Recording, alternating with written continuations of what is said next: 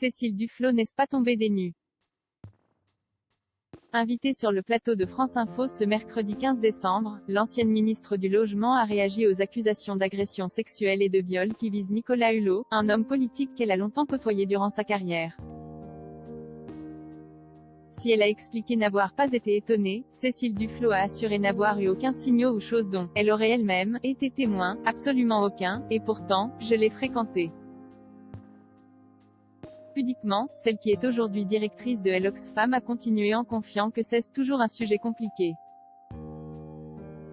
En mai 2016, Jai signait un texte dans lequel Jai dit que je ne me tairais plus si j'étais informée de situations qui, de mon point de vue, ne sont plus tolérables, a-t-elle ajouté. En revanche, ne pas se taire ne signifie pas forcément parler publiquement et au plus grand nombre, a affirmé l'ex-député et secrétaire national d'LV, qui ne veut donc pas évoquer plus que cela l'affaire Nicolas Hulot. Elle a conclu sa prise de parole en se rappelant d'un souvenir qui avait provoqué une onde de choc dans les rangs de son parti. Il y a plein de choses qu'on peut faire. Pour dire les choses, Jai était la secrétaire nationale d'un parti qui a eu en son sein Denis Baupin et Jai a m'exprimer sur le sujet y compris au tribunal et ça a été un moment important pour moi, a ajouté Cécile Duflot, qui avait accusé l'homme politique d'une agression sexuelle qui aurait eu lieu en 2008.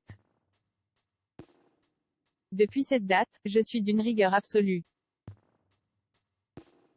Cécile Duflot, en larmes, racontait son agression au tribunal durant le procès de Denis Baupin, elle racontait son agression lors d'un congrès au Brésil.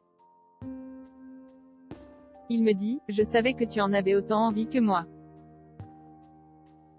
Il a posé la main sur mon cou.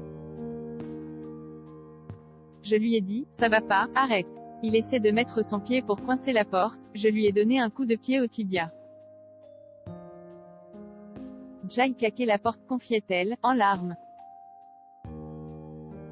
Des années après, Cécile Duflot ne veut donc pas évoquer les accusations qui pèsent contre Nicolas Hulot. Pour rappel, au moins 6 femmes, dont une mineure au moment des faits, accusent l'ex-animateur et ancien ministre de la Transition écologique de viol ou d'agression sexuelle, commis entre 1989 et 2001.